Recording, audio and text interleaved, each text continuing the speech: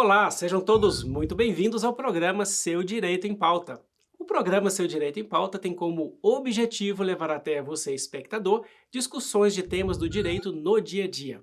Aqui vamos conhecer um pouco de como o direito pode e deve ajudar você a exercer a sua cidadania. Recebemos em nosso programa a doutora Silvia Cristina Xavier, que é advogada, servidora pública estadual, vinculada à Secretaria de Estado da Justiça, Família e Trabalho, coordenadora do Núcleo de Enfrentamento ao Tráfico de Pessoas no Paraná desde 2014. Doutora Silvia, seja muito bem-vinda ao nosso programa. É um prazer para nós trazermos aqui um tema muito especial, que é o tráfico de pessoas. As suas considerações iniciais, doutora Silvia. Em primeiro lugar, quero agradecer o convite. Me sinto muitíssimo honrada de estar aqui e estarei sempre à disposição. Obrigado, doutora Silvia. Pessoal, esse tema ele tem grande importância, ainda mais porque nesse mês de julho, no dia 30, é comemorado o Dia, né, Internacional de Combate ao Tráfico de Pessoas. Por que comemorado? Porque é o conhecimento que esse trabalho é feito é que leva as pessoas a entender como podemos combater o tráfico de pessoas ao nosso redor que às vezes nós não enxergamos, são pessoas invisíveis. E sobre esse tema, eu quero dizer que atualmente ainda é possível observar inúmeros casos de pessoas que acabam sendo enganadas pela ilusão de uma vida em outro país em condições melhores, tá? Do que se encontra aqui no Brasil. E essas pessoas são convencidas através de fraude, acreditando que é seguro migrar para um outro local em busca de uma melhora de vida. Assim, acabam sendo vítimas do tráfico internacional de pessoas, né, doutora Silvia? E Sim. sobre esse tema, fala um pouco para nós, doutora Silvia, sobre o contexto histórico, tá, do tráfico internacional de pessoas. É um prazer. Vamos lá. O tráfico internacional de pessoas começou a chamar a atenção recentemente, mas nós temos José na Bíblia, que foi uma das primeiras pessoas traficadas para trabalho análogo ao de escravo, né? E ele foi cruelmente sacrificado. E isso acontece no dia a dia, desde José, navio negreiro, e isso nunca nós observamos. Então, o que aconteceu é que a partir de 2000 começou-se a observar o tráfico de pessoas, houve uma reunião numa cidade na Itália chamada Palermo, e foi ali saiu o protocolo de Palermo para que os países que fossem signatário desse protocolo, passassem a combater esse tipo de crime na sua região. O Brasil é signatário do Protocolo de Palermo, todos os estados da federação foram chamados para aderir a esse protocolo por meio de um convênio com o Ministério da Justiça. Então, discute-se, daí foi feito um primeiro plano, instalada a política no nosso país, sensibilizados os estados, e nós aderimos, né, ao Protocolo de Palermo, por meio desse convênio com o Ministério da Justiça, em dezembro de 2013. Então, Olha só. só em 2013 que nós tivemos a consciência, né, de estarmos, né, que foi oferecido e que o Estado passou a entender a necessidade de se combater o tráfico de pessoas. Certo, então a gente percebe que no Brasil, né, regulamentado assim, no ordenamento jurídico, digamos assim, a gente tem recente, né, com a Lei 13.344, né, que trata do combate ao tráfico de pessoas. Então, Isso. através desse tratado de Palermo é que deve ter dado origem a essa lei, né, doutora Silvia? Nós trabalhamos por muito tempo sem ter tipificação penal. Então, nós travíamos lá, porque nós temos tráfico de pessoas para trabalho análogo ao de escravo, remoção de órgãos, adoção ilegal, servidão doméstica, casamento servil, servidão por dívida e exploração sexual e exploração do trabalho infantil. E a gente precisa falar sobre isso, né? Então, esses são os tipos de vítimas, né? São determinadas nessa classificação. E a partir daí, nós tínhamos o Código Penal que tratava a prostituição, mas não tratava, e ainda não trata, hoje a própria lei 13.344 trata a exploração da prostituição, né? Porque no nosso país a prostituição não é crime, mas a exploração é. Sim. E é importante que nós saibamos disso, porque muitas vezes a própria vítima que recebe uma oportunidade interna, pode ocorrer um tráfico interno e o tráfico internacional, o tráfico de pessoas, ele se dá de um estado para o outro. Muitas vezes a pessoa teve, para que se caracterize a necessidade de ter o ato, o meio e a finalidade pelo Protocolo de Palermo. Então, o ato é a forma que você vai aliciar essa pessoa, né? Como você vai fazer? Por que meio você vai fazer? O que você vai fazer para trazer essa pessoa? Ou você vai pela sedução, ou você vai pelo convencimento, pela oportunidade de emprego, muitas vezes também pela coação e rapto. E quando você recebe essa pessoa, né, você dá um alojamento a ela, e ela está ali sem documentos, ela tem o seu documento retido e a sua liberdade privada, ela é vítima de tráfico de pessoas. E isso acontece, é muito comum acontecer, é um crime que é velado, invisível, nós não conseguimos enxergar, porque faz parte do nosso dia a dia, as formas, os meios e essa finalidade, isso tornou-se comum. Então, muitas vezes a pessoa vai consentindo que sabe o que vai fazer, mas se ela tem uma dívida a pagar, se ela tem a liberdade privada e os documentos retidos, ela está sendo vítima de tráfico de pessoas e ela não tem culpa por isso. O próprio Protocolo de Palermo, artigo 3º, fala que o consentimento é irrelevante. Olha só, e só para esclarecer um pouco para a gente aqui, porque às vezes alguém fica com dúvida sobre a questão de tráfico internacional de pessoas e imigração ilegal, porque às vezes as pessoas confundem isso, né? Isso. Coloca para a gente a diferença de um para o outro, doutora Silvia. A diferença do tráfico de pessoas à imigração, ela se dá na forma. Quando você, na imigração, eles contratam uma pessoa, essa pessoa tem o objetivo de levá-la até um outro continente, um outro estado, né? E o relacionamento com esse intermediário termina nesse momento. Ela vai pagar X e vai chegar lá no lugar onde ela quer pelos meios que for. Ela se submete a isso, né? O tráfico de pessoas não. É uma ação continuada, porque a pessoa vai por meio da sedução, achando que tem uma grande oportunidade, que está realizando um sonho muitas vezes, né? Vou fazer um curso de inglês, vou jogar futebol lá fora, eu vou ser modelo. Todos esses tipos de sedução, digamos assim, de convencimento, a pessoa recebe.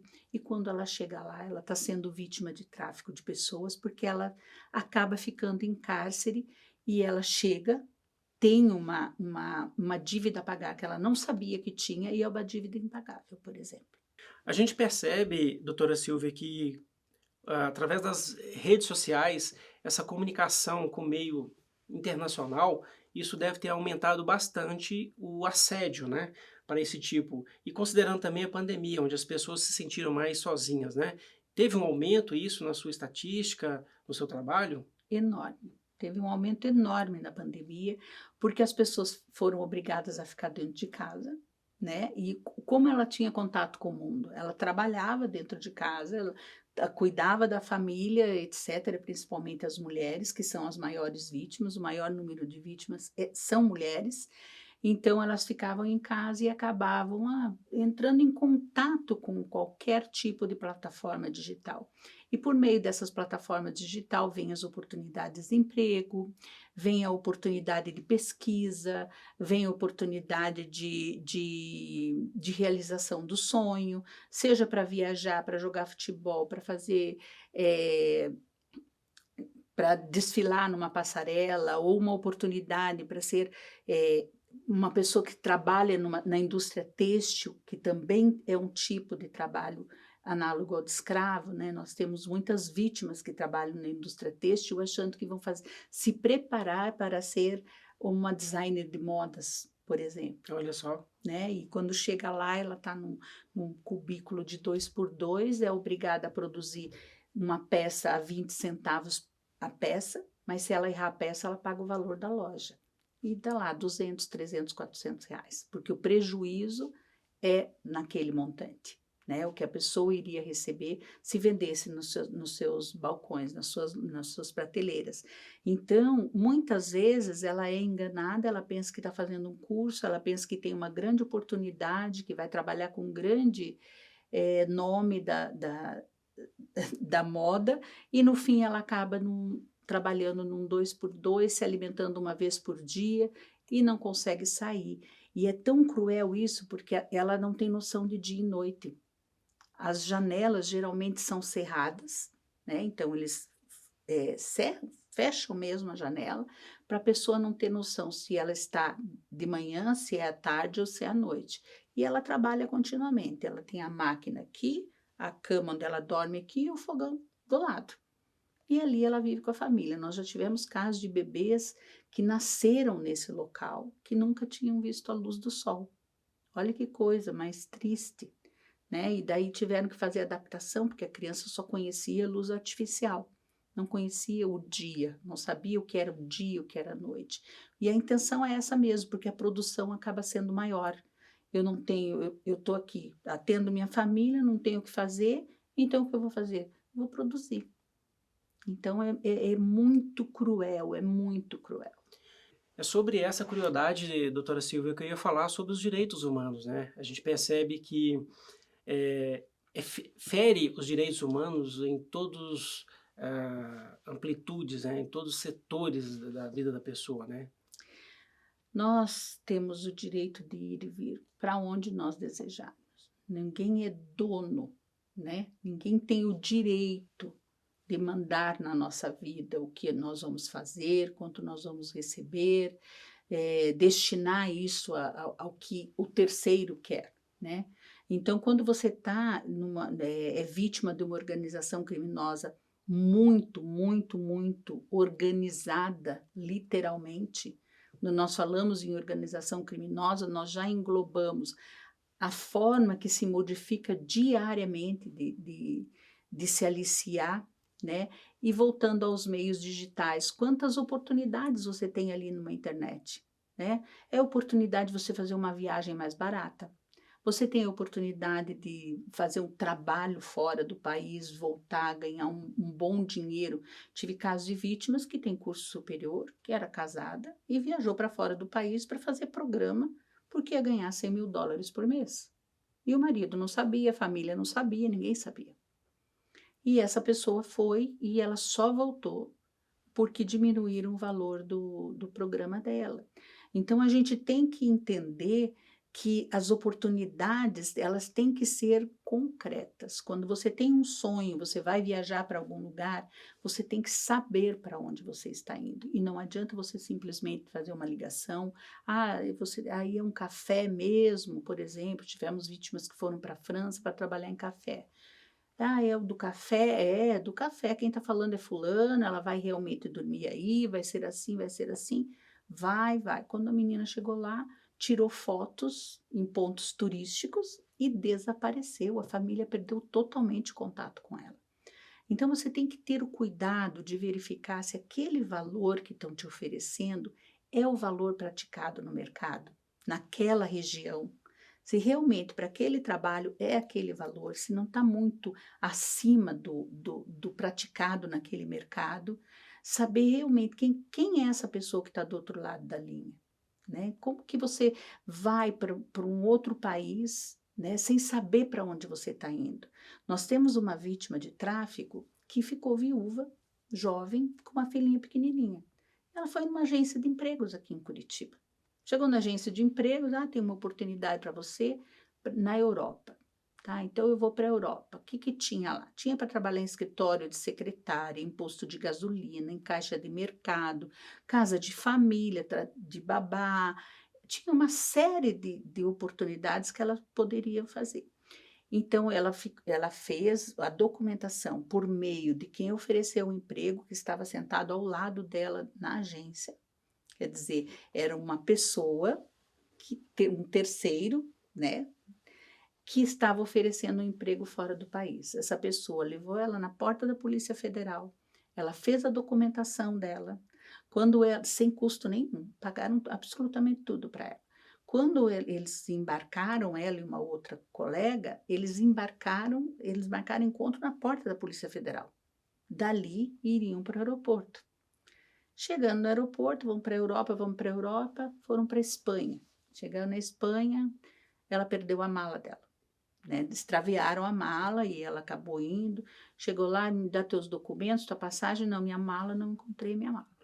E daí eles ficaram presos naquela situação, porque ela precisaria tanto do documento dela, do passaporte, da passagem, e para poder ir buscar a mala caso encontrassem a mala.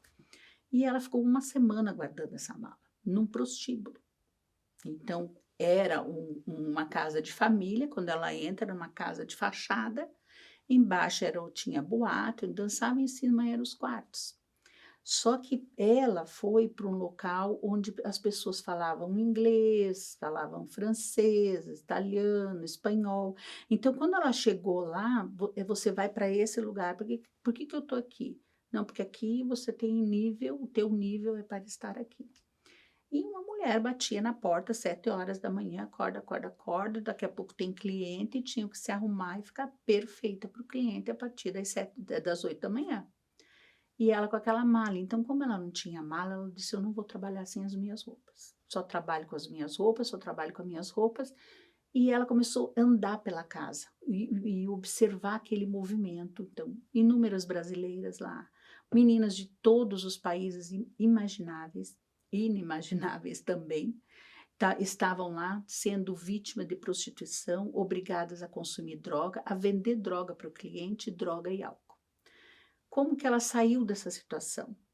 Quando encontraram a mala, ela foi para o aeroporto pegar a mala. A pessoa que levou já era do relacionamento dela, era um taxista que servia a casa. E ela conhecia, porque durante uma semana ela andou para lá e para cá. Ela conseguiu ser amiga dessas pessoas. E a pessoa falou: olha, eu vou te deixar aqui, vou estacionar o carro e já volto te pegar. Tá bom? Tá bom. Ela entrou, correu na Polícia Federal e teve uma sorte muito grande e nunca mais ela voltou. Quer dizer, ela fugiu, passou a noite lá ainda, porque daí ficaram procurando ela por tudo. E até hoje ela é ameaçada. Isso já se passou há muito tempo.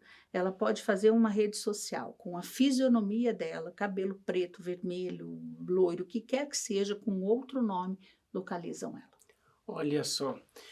E esse primeiro bloco, pessoal, a gente já viu como que vai ser o segundo e o terceiro bloco. Doutora Silvia tem muito para trazer para nós. E olha, a gente vai para um rápido intervalo. Não saia daí, toma uma aguinha, volta já já e fique com os nossos apoiadores. Seu Direito em Pauta. Patrocínio SAUC. Serviços e soluções de TI.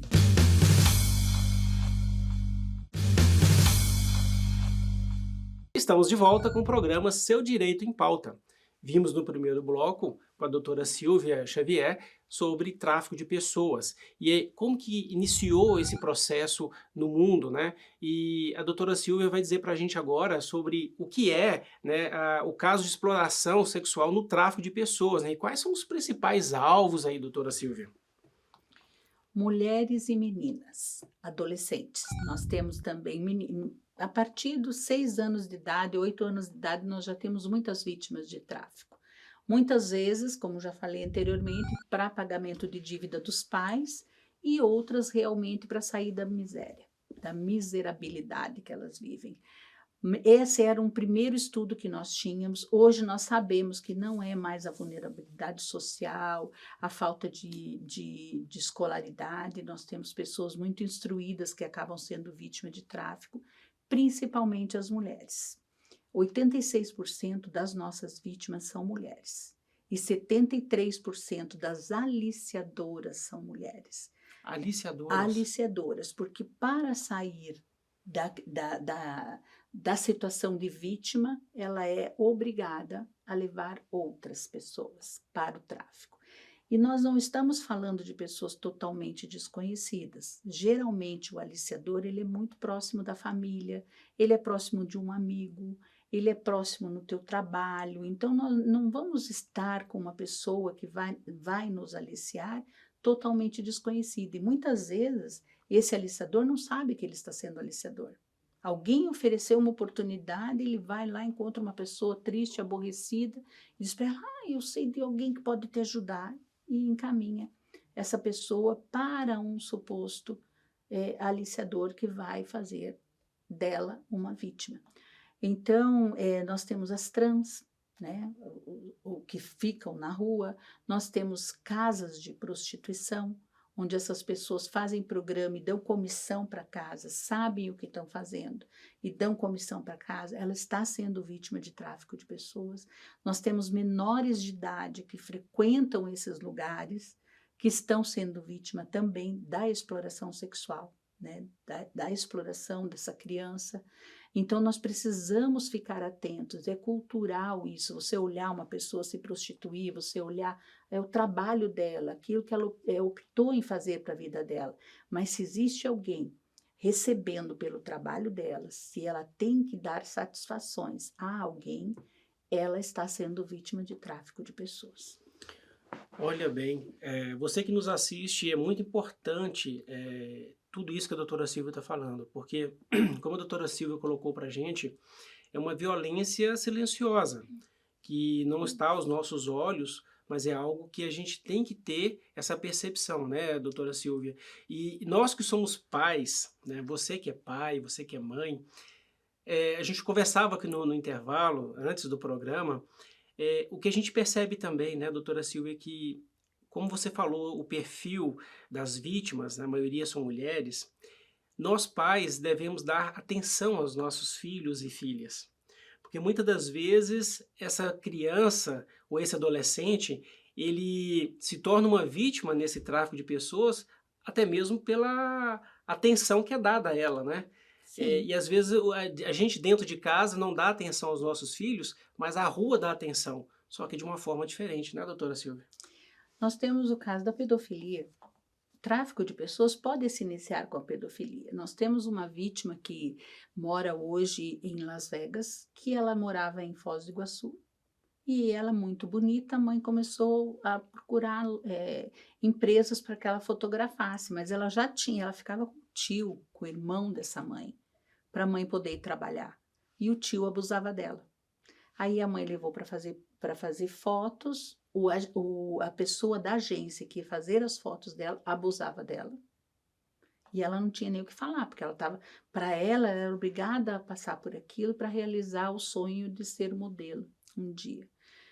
Enfim, ela passou por várias violências, ofereceram emprego para ela em hotéis, ela acabou fazendo programa nos hotéis, acabou indo para São Paulo, Rio de Janeiro, foi obrigada a consumir droga, passou por uma série de vulnerabilidades, por uma série de violação de direitos a vida inteira.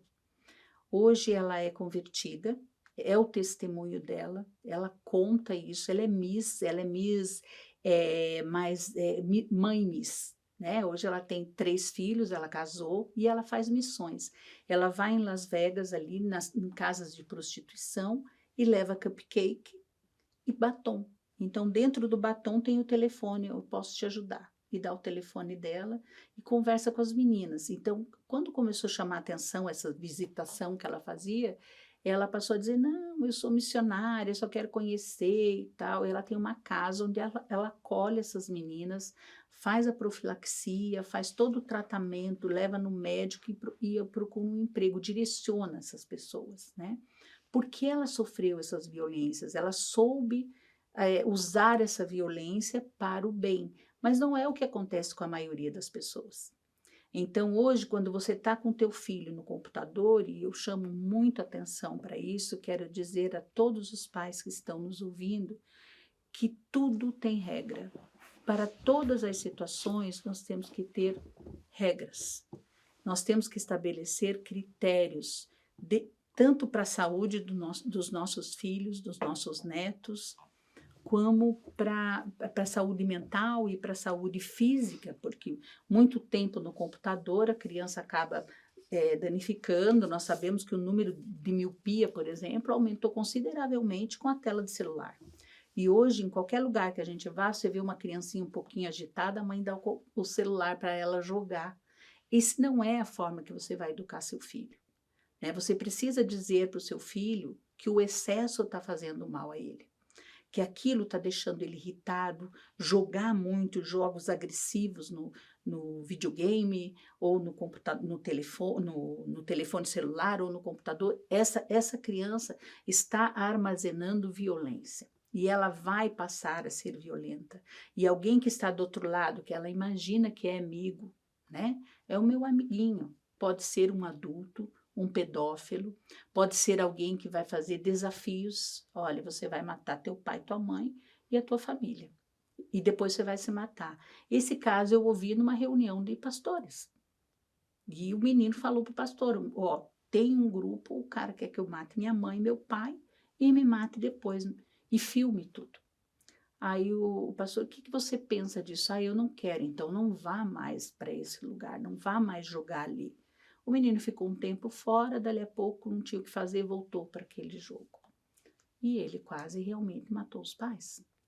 Então, olha que situação, aumentou o número de suicídio, aumentou o número de vítimas de tráfico de pessoas que recebem oportunidades. Ah, você é linda, maravilhosa, sua foto estaria nas capas de revistas, venha, eu posso te agenciar, vamos tirar umas fotos, vamos lá. Você pode estar sendo aliciada para o tráfico de pessoas.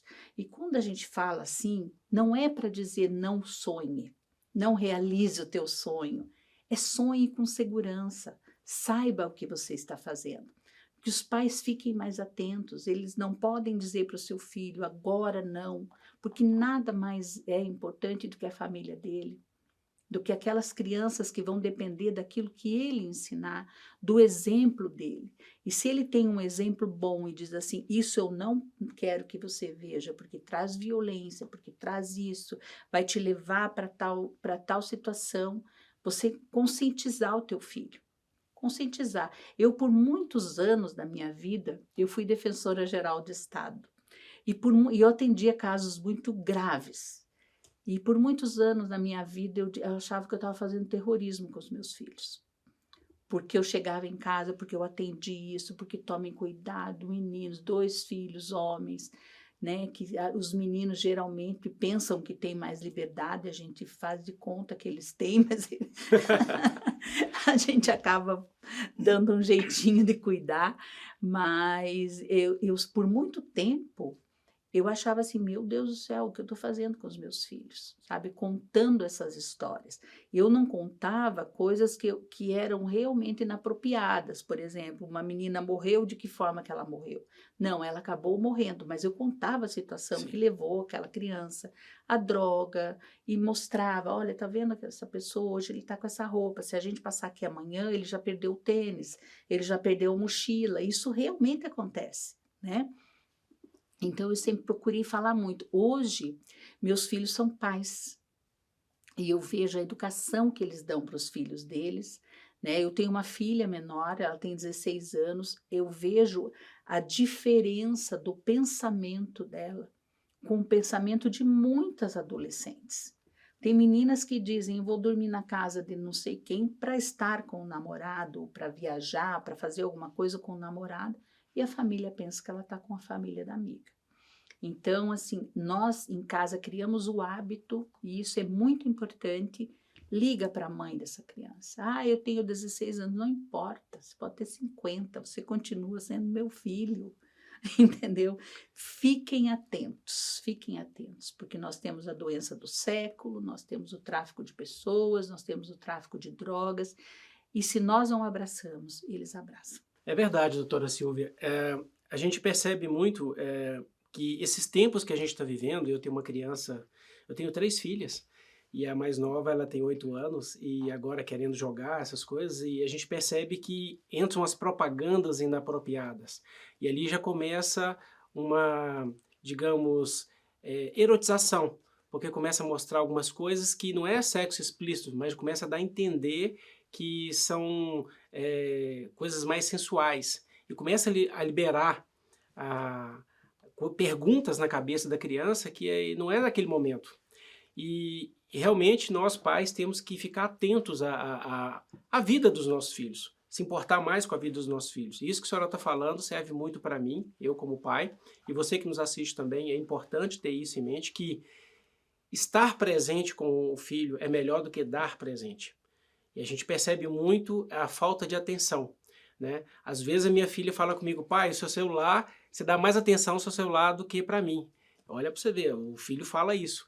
Porque a gente vive num mundo que é o WhatsApp para cá, é o trabalho, aquela coisa toda, e aí parece que a gente está dando mais atenção. E às vezes a gente dá atenção e o filho fala, pai, eu quero mais atenção.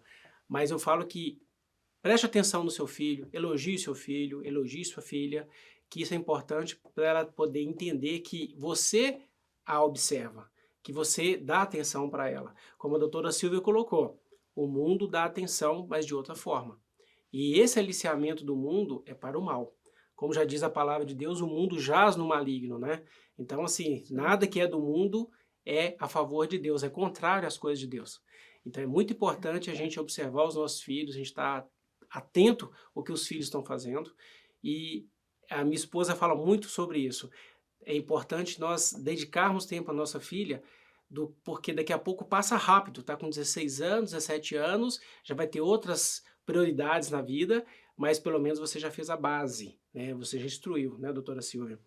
E para a gente poder entender um pouco mais aqui, doutora Silvia, esse universo, né, da tráfico de pessoas, porque a senhora vai contando para a gente aqui, a gente vai, muita coisa vai surgindo e é muitas perguntas né, que surgem. Fala para a gente, doutora Silvia, a gente sabe que é o crime, mas tem muita lavagem de dinheiro em cima disso também, né, do tráfico de pessoas, né, doutora Silvia? Muita. É a terceira atividade mais lucrativa do mundo. Nós que trabalhamos com isso, entendemos que é a primeira. Por quê? Porque uma pessoa rende muito mais do que a venda de uma droga, né? O tráfico de armas, por exemplo. E tem lavagem de dinheiro. Nosso país é fronteiriço. Nós temos que entender isso. Nós recebemos pessoas, nós temos as condições legais para receber pessoas. O estado do Paraná é um estado muito dedicado à migração, né? A migrantes, refugiados e apátridas. Então, nós temos que estar atentos a isso, porque há lavagem de dinheiro, sim, de diversas formas. Eu atendi uma vítima que a aliciadora tinha uma agência de turismo, a aliciadora fazia acompanhamento espiritual dentro de uma igreja, e ela era uma aliciadora. Olha só.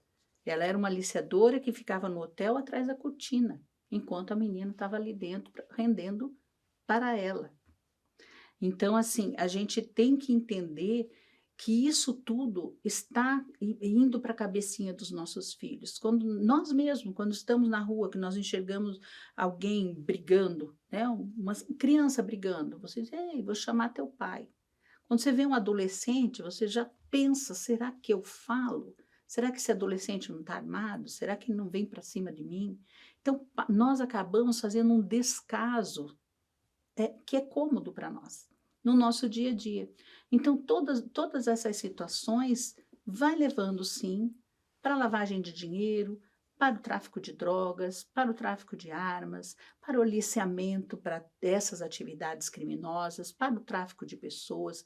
Nós temos situações que, qualquer situação, quando nós temos lá uma pessoa que está na esquina fazendo um programa e alguém é dono daquela esquina, essa esquina é minha, você tem que pagar X porque você está usando essa rua para trabalhar. Só que quem manda aqui sou eu, você tem que me pagar. Então, o mundo, nós estamos muito cruéis, muito, muito cruéis. Nós já recebemos pessoas muito machucadas, tanto o coração machucado quanto fisicamente machucado, porque não tem para onde ir, não tem a quem buscar ajuda. Eu recebi uma denúncia de um rapaz que foi cobrado do patrão, ele furou o olho dele, aqui em Curitiba. Aqui em Curitiba, divisa com a região metropolitana. Um trabalhador que veio de fora, um migrante que veio aqui, estava imigrante ilegal, porque ele foge, ele precisa de ajuda. E daí o lugar que deram, a cama que deram para ele dormir, era o toldo do bar, onde ele estava trabalhando. E ele foi cobrar, o patrão se irritou, pegou, bateu nele e furou o olho da pessoa. Olha só. Olha que cruel isso. Então, nós estamos cruéis, nós estamos achando que tudo é normal. E os nossos filhos também. Como o senhor falou, é a televisão, é o computador. Você vai fazer uma pesquisa. Eu estava com meu neto desenhando dinossauro no computador, pintando do lado. De repente apareceu uma propaganda de um filme que era inapropriado e que não tinha sexo explícito, não tinha nada. É uma criança que não sabe ler, mas se ele soubesse ler, ele iria ver aquela descrição ali do lado. Então, nós temos que ter cuidado onde eles entram, e não adianta você dizer, vou tirar o teu celular, eu vou tirar o teu computador, você não vai mais fazer isso. As escolas exigem o computador hoje, as crianças são obrigadas a fazer pesquisa, né, dentro da sala de aula. Então, nós precisamos ensinar os nossos filhos, orientar os nossos filhos, sabe? Dizer, olha, tudo tem limite. Tudo que você fizer, que passar por cima de você mesmo, e você não conseguir dormir por causa disso, excedeu aquilo que você consegue suportar. Então, tem o que é certo, o que é errado, qualquer oportunidade, ela pode ser boa, mas ela pode também ser muito ruim. Temos que ficar atentos. Olha, pessoal, viram como foi o segundo bloco? Muita coisa, a gente precisa estar atento à vida dos nossos filhos. A gente vai para mais um rápido intervalo. Não saia daí, fique com os nossos apoiadores, voltamos já já. Seu Direito em Pauta. Patrocínio SAUC. Serviços e soluções de TI.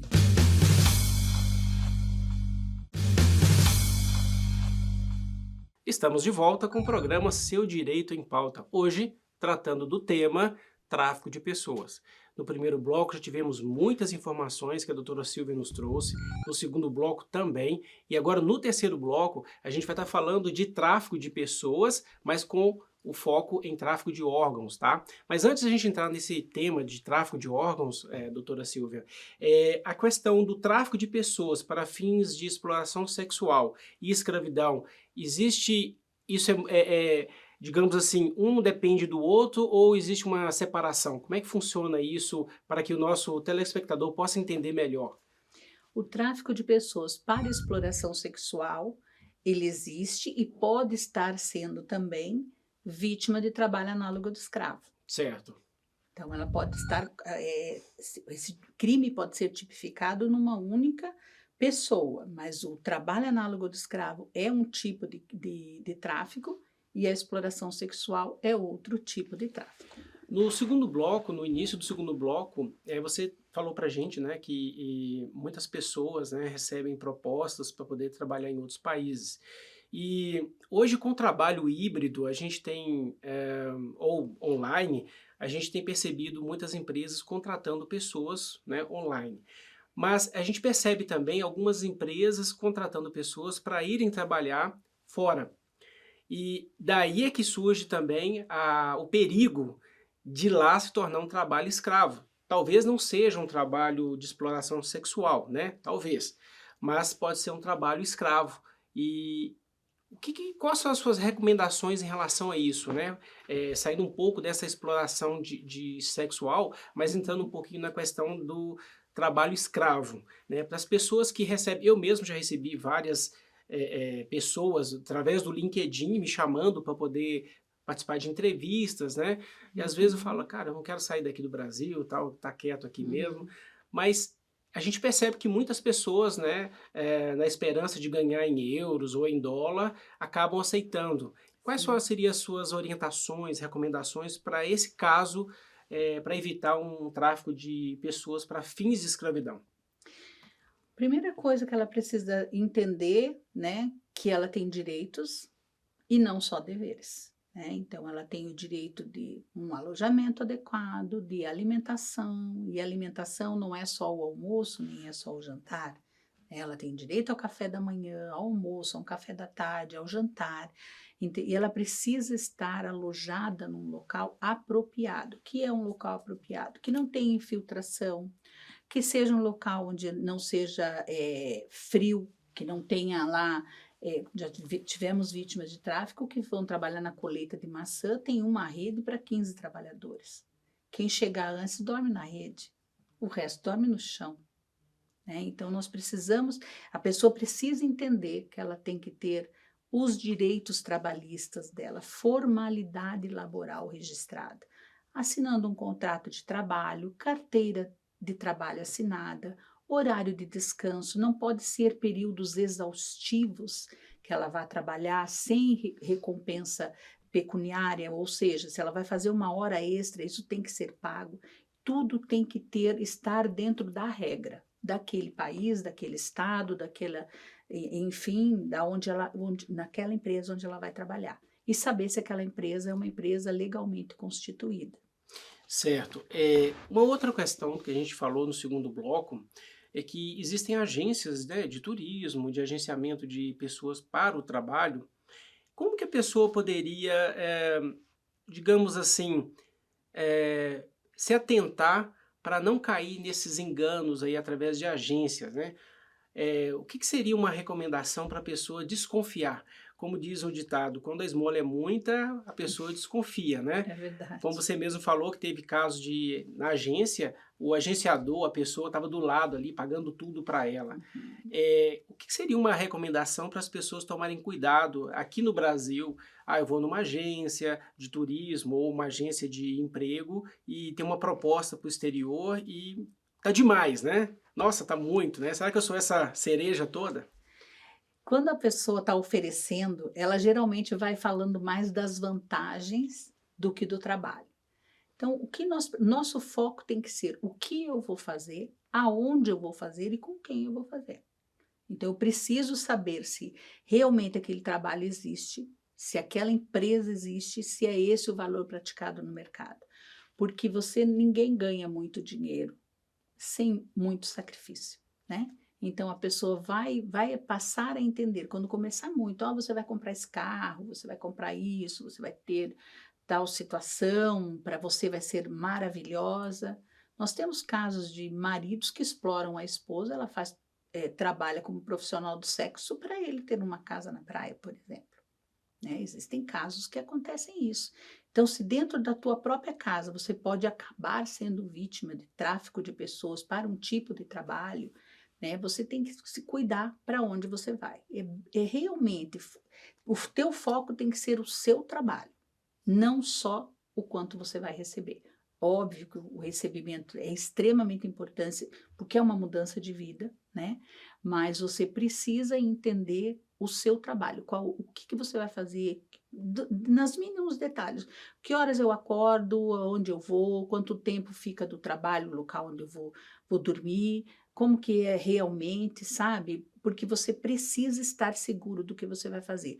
Procure o consulado, procure a Polícia Federal, verifica se não tem nenhum processo contra aquele restaurante ou aquela boate, mesmo que você vá para trabalhar como profissional do sexo, aquela indústria, né? A própria Polícia Federal vai saber te informar, né? Tem alguns exageros, você pode até ir no PROCON, ver se não está na lista ali do PROCON, uma empresa inidônea, né?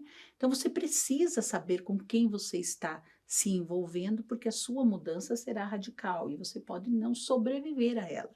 Porque a partir do momento que você entra sabendo o que você vai fazer, você não consegue voltar. Então, ou você alicia pessoas para te substituir e você vale mais 5, né? Ou você continua nessa exploração. Então, você precisa estar atento a essas propostas e pesquisar. Certo.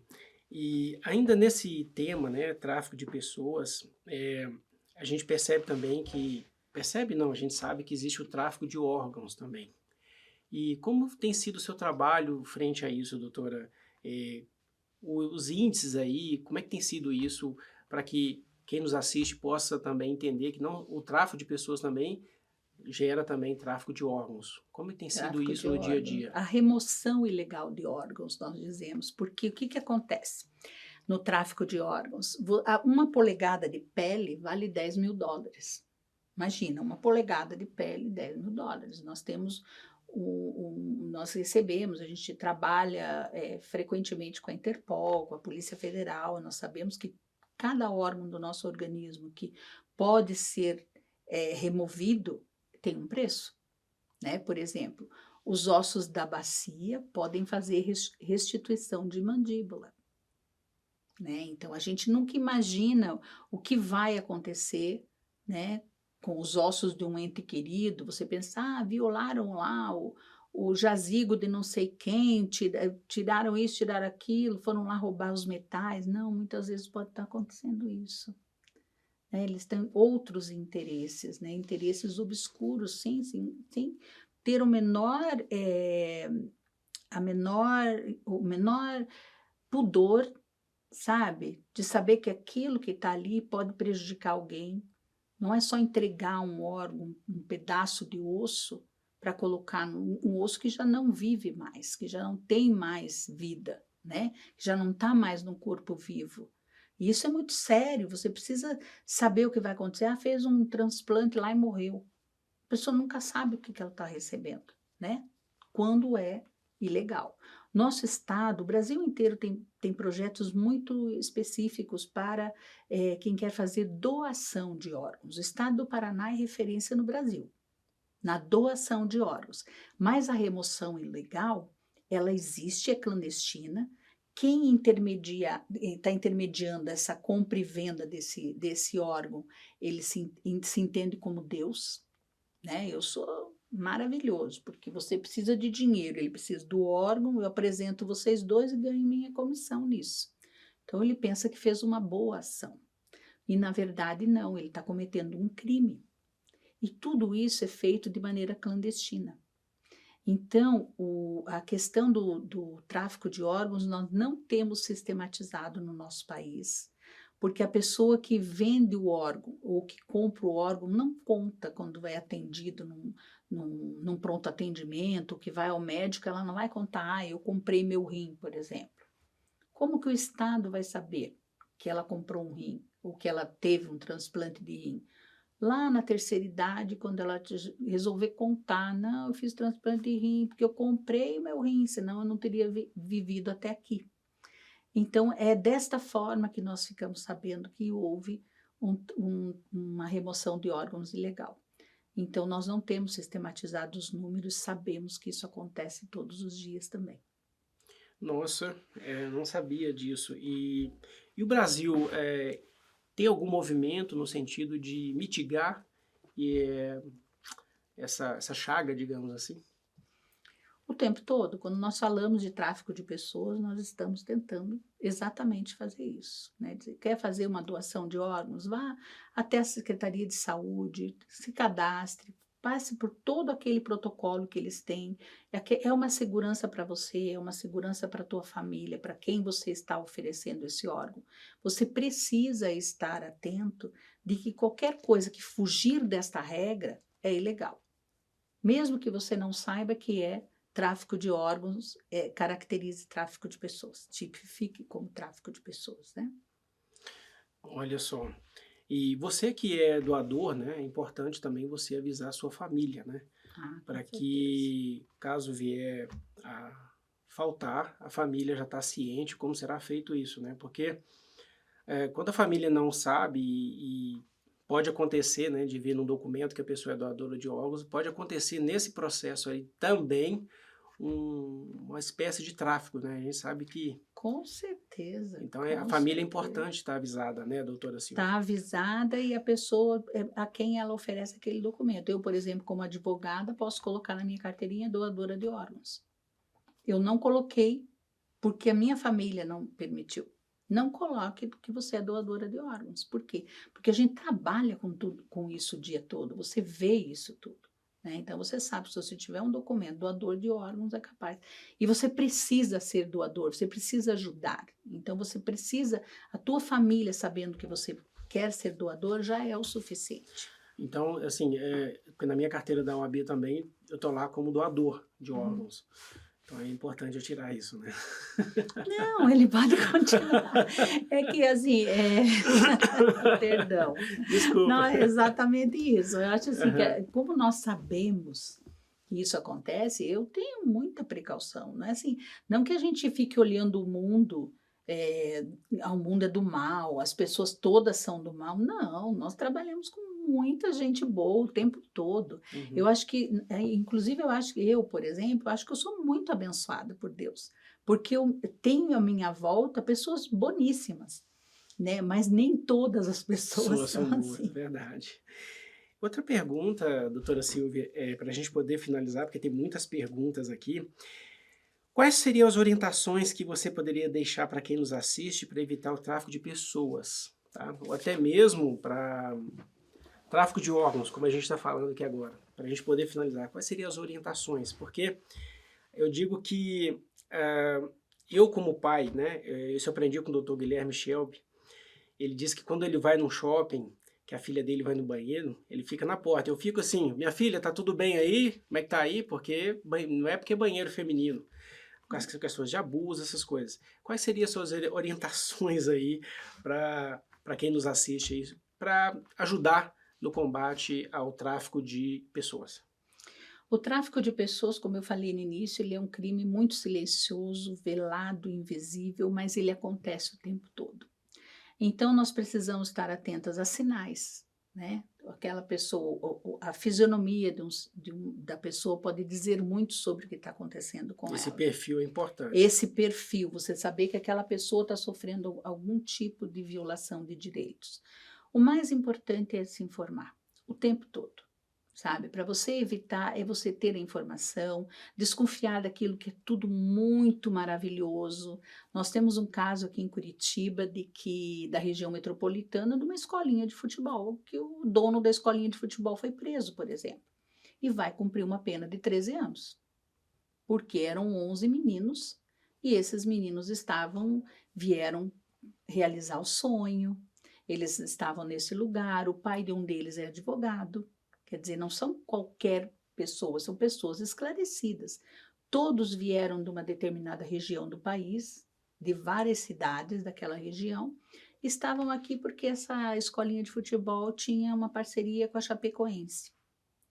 Quando o Ministério Público tomou conhecimento, que foi atrás, a Chapecoense desconhecia a escolinha não era credenciada. Então, veja, tudo que você vai fazer tem um protocolo. Se você quer ser modelo, você tem um protocolo a cumprir. Você não está caminhando na rua e alguém vai dizer, você vai ser modelo. Você tem que se preparar para ser modelo, né? Você tem que se preparar para falar no púlpito para os teus fiéis, você precisa estar preparado para isso. Não é diferente na sua vida. Então você precisa estar informado, você precisa saber até onde aquilo pode ser verdade ou não, não que você desconfie. Mas vá ao consulado, vá à Polícia Federal, vai buscar um emprego, veja quem são a sociedade desse emprego, qual é o perfil dessas pessoas, porque hoje nós podemos estar conversando com uma pessoa tranquila que se transforma numa pessoa violenta de uma hora para outra. E no tráfico de pessoas não é diferente. Então, estar atento, buscar informações. Se tem alguma dúvida, ligue para nós. Nós podemos auxiliar também. No site da Secretaria de Justiça tem lá, denuncie tráfico de pessoas. Sempre que nós encaminhamos um caso, nós encaminhamos como suposto tráfico. A gente não determina que aquilo é tráfico. Nós encaminhamos o fato e pedimos para que a autoridade coatora investigue. Ela é que vai nos dizer, que vai oferecer denúncia, que vai se transformar num processo e que vai haver a repressão desse crime. Então, nós precisamos estar informados. E eu quero parabenizar a PIB, sabe? Porque o que nós estamos fazendo aqui neste momento é informar. Nós estamos fazendo sensibilização. Nós estamos fazendo informação. Nós estamos capacitando os irmãos da igreja a serem multiplicadores desse tipo desse enfrentamento ao tráfico de pessoas. Então, eu quero parabenizar pela sensibilidade, porque é muito importante também na hora de detectar o tráfico de pessoas. Verdade, doutora Silvia. E a gente agradece a sua participação conosco, enriquecedora. Aprendemos muito. Temos muito mais a aprender, porque não se esgota aqui. As portas aqui do programa estão sempre abertas aqui. E eu quero dizer para vocês que, como o nosso lema aqui é cidadão bem informado, né, seus direitos preservados, o objetivo nosso é realmente trazer informação. Porque como a palavra de Deus, o meu povo perece por falta de conhecimento. Primeiro, conhecimento da palavra de Deus. Mas a partir do momento que você tem conhecimento, você se liberta, né? E o nosso Exatamente. papel aqui é de trazer essa liberdade para que você tenha conhecimento suficiente para poder decidir o que vai fazer, né? Isso E, mesmo. pessoal, infelizmente estamos chegando ao final do nosso programa e agradecemos muito o seu tempo aqui conosco, tivemos um excelente aprendizado e gostaríamos de ver as suas considerações finais aí para a gente encerrar o programa. Eu quero, em primeiro lugar, agradecer, né, dizer muito obrigada pela sensibilidade, pelo convite e quero dizer também, me colocar à disposição. O que vocês precisarem a qualquer momento, nós temos os nossos canais de denúncia, temos no site da Secretaria um canal específico para denúncia e tráfico de pessoas e eu me coloco à disposição sempre, fique atento, fique atento. É o que eu tenho a dizer. Muito obrigada, viu? Muito obrigada pela sensibilidade, vocês estão de parabéns. Estamos fazendo hoje uma prevenção. Nós agradecemos. Esses canais que a doutora Silvia falou vão estar disponíveis no nosso programa, você vai poder acessar aqui os canais que ela vai disponibilizar para a gente.